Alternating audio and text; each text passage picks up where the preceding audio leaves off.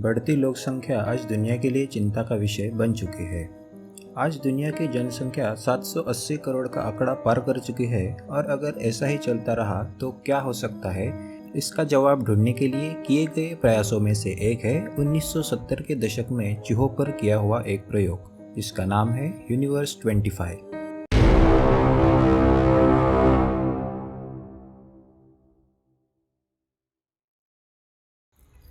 Universe 25 experiment अमेरिकी वैज्ञानिक और इथोलॉजिस्ट जॉन कॉल्हान द्वारा 1970 के दशक में किया गया।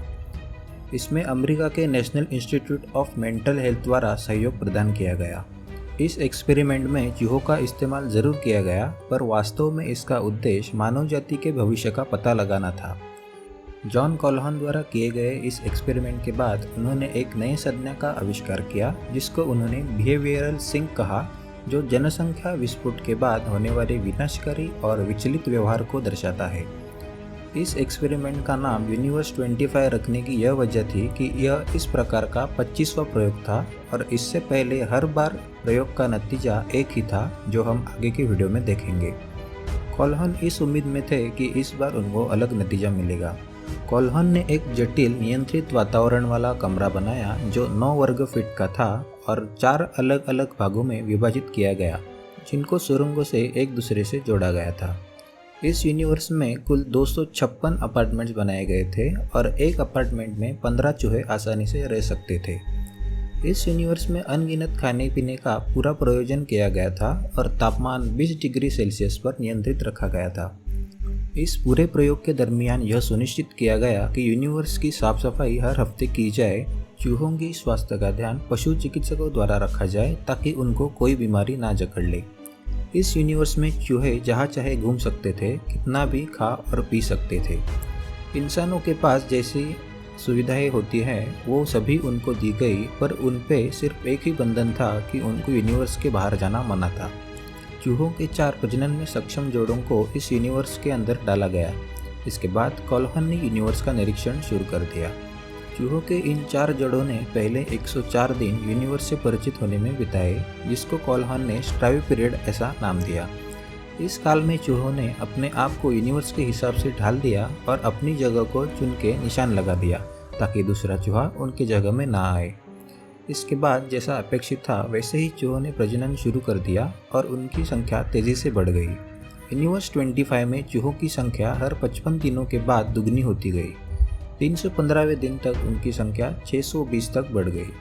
हालांकि यूनिवर्स 25 में बहुत सारी जगह खाली थी और यह 3000 चूहों को संभाल सकता था, फिर भी ऐसा पाया गया कि कुछ ही गिने चुने भागों में चूहों की भीड़ इकट्ठा हो रही है और वो कुछ ही खाने के संग्रह से खाना खा रहे हैं, जबकि बाकी के अपार्टमेंट में और खाने के संग्रह को कोई छू भी नहीं रहा है। चूहों द्वारा खाना खाने की प्रक्रिया को सांप्रदायिक गतिविधि के रूप में देखा गया, जिससे भीड़ इकट्ठा हो गई। इस वजह से प्रजनन में घटाव दिखाई दिया, जिससे जन्म दर पहले से 1/3 तक गिर गई। चूहों के बीच एक सामाजिक असंतुलन भी दिखाई देने लगा। प्रयोग शुरू होने के 315 दिन बाद चूहों में कई प्रकार के अजीब व्यवहार दिखाई देने शुरू हो गए। ऐसे नर चूहे जिनको बढ़ते संख्या की वजह से समाज में स्थान मिलना मुश्किल हो गया, वो अपने जीने के उद्देश्य और प्राकृतिक भूमिकाओं से बिछड़ गए। उन्होंने अपने घर और सहयोगी मादाओं की रक्षा करना छोड़ दिया, अपने आसपास के चूहों में रुचि खो दी। इसके बाद उन्होंने अपना ठिकाना छोड़ दिया और वो ऐसी जगहों में रहने लगे जहाँ कोई नहीं रहता था। इन चूहों ने यूनिवर्स के बीच के खुले इलाके में भीड़ में जमा होना शुरू कर दिया, जहां वो एक दूसरे से लड़ाई करके और बिना सोच के खाना खा के दिन बिताते थे। इन चूहों को समाज से बहिष्कृत चूहों की तरह देखा जाने लगा।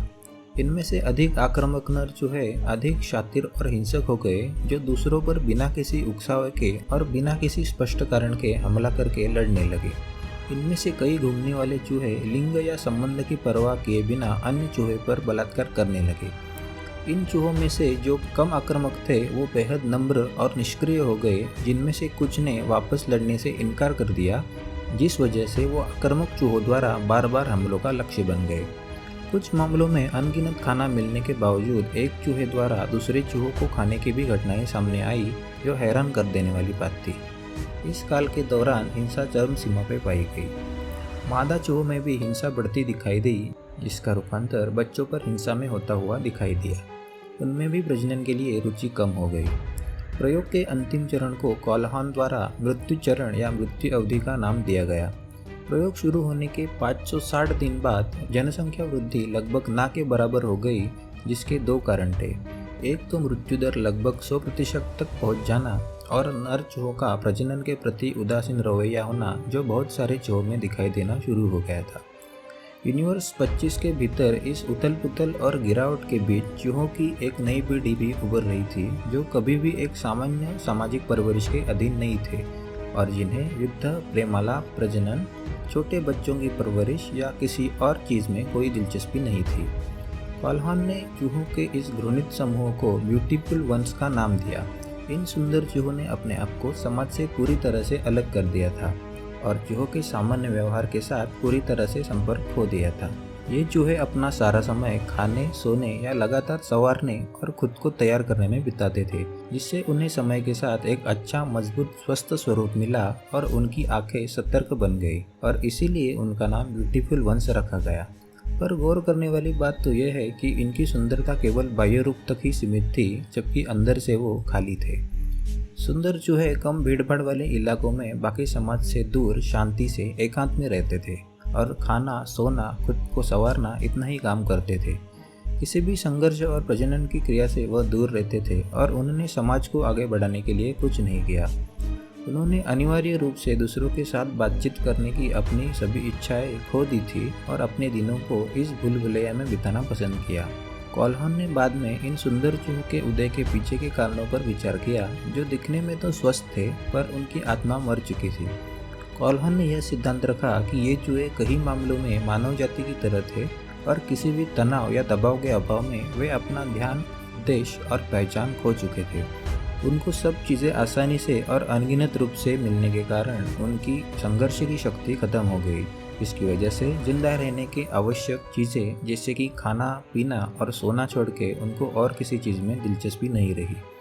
यूनिवर्स 25 का नतीजा भी बाकी 24 प्रयोगों जैसा होने के कारण कॉल्हान हैरान हो गए, पर एक आखिरी उम्मीद में उन्होंने कुछ सुंदर चूहों को मृत्यु चरण के पहले यूनिवर्स 25 से बाहर निकाल दिया और उनको फिर से वैसे ही अच्छी परिस्थिति में डाल दिया जैसे यूनिवर्स 25 के शुरुआत में थी। कॉल्हान को यह अपेक्षा थी कि वो अपने निष्क्रियता से उभर जाएंगे और फिर से प्रजनन शुरू करके यूनिवर्स को बचा देंगे, पर चूहों के बर्ताव से कॉल्हान चकित हो गए। इन सभी अच्छी परिस्थितियों के बावजूद इन सुंदर चूहों के बर्ताव में कुछ भी फर्क नहीं पड़ा और ये छोटा सुंदर चूहों का समूह बढ़ते उम्र की वजह से ही मर गया। प्रजनन से इनकार करने वाले, दूसरों के साथ संबंध न रखने वाले और किसी भी सामाजिक रूप से उपयोगी काम न करने वाले चूहों की बढ़ती तादाद की वजह से यूनिवर्स 25 की जनसंख्या बढ़ना बंद हो गया। सुंदर चूहे अब भी अलग रह रहे थे और बाकी के बहिष्कृत चूहे एक दूसरे से लड़ाई करने में व्यस्त थे और नरभक्षी बन चुके थे। कई चूहों की पूंछें गायब हो गई थी और लड़ाई की वजह से उनके शरीर पर घाव बन गए थे। प्रयोग शुरू होने के 920 दिन बाद यूनिवर्स 25 में आखिरी गर्भधारणा दर्ज की गई। इस वक्त तक यूनिवर्स 25 में चूहों की संख्या 2200 हो गई थी, जो कि बड़ी संख्या थी, पर यूनिवर्स के 3000 के अधिकतम क्षमता से कम थी। शून्य जनसंख्या वृद्धि दर, चौंका देने वाला मृत्यु दर और ज़्यादातर चूहों की प्रजनन में उदासीनता की वजह से यूनिवर्स 25 अपने विनाश की ओर बढ़ चुका था। कॉल्हान द्वारा बताए गए बिहेवियरल सिंक की यह शुरुआत थी। इसके बाद चूहों की संख्या तेजी से कम होने लगी और आखिर में यूनिवर्स में एक भी चूहा नहीं बचा। कॉल्हान के यूनिवर्स 25 के ऊपर के निष्कर्षों और टिप्पणियों को एक रिसर्च पेपर में प्रकाशित किया गया, जिसका शीर्षक था death squared, the explosive growth and demise of mouse population. इस पेपर ने पूरी दुनिया को हिला के रख दिया और ये सोचने पर मजबूर कर दिया कि इंसानों के साथ भी ये हो सकता है। कॉल्हान के यूनिवर्स 25 प्रयोग किए जाने के बाद 4 दशक से अधिक समय बीत चुका है, फिर भी आज तक प्रयोग के नतीजों पर सवाल उठ रहे हैं। सबसे बड़ा सवाल यही है कि तब क्या होगा जब दुनिया की जनसंख्या 2050 में 960 करोड़ हो जाएगी, जैसे कि वैज्ञानिकों द्वारा अनुमान लगाया गया है। तो दोस्तों, आशा करते हैं कि यह वीडियो आपको पसंद आया होगा। यह वीडियो आपको कैसा लगा हमें कमेंट करके ज़रूर बताइए। वीडियो को लाइक कीजिए, आपके दोस्तों के साथ शेयर कीजिए और चैनल को सब्सक्राइब करना और बेल आइकॉन दबाना बिल्कुल ना भूलिए, जिससे आपको नई वीडियो की नोटिफिकेशन तुरंत मिल सकेगी। अगर आप कोई भी सुझाव देना चाहते हैं तो कमेंट करके हमें बता सकते हैं। ऐसे ही इंटरेस्टिंग वीडियोस के लिए जुड़े रहिए हमारे चैनल के साथ। मिलते हैं अगले वीडियो में।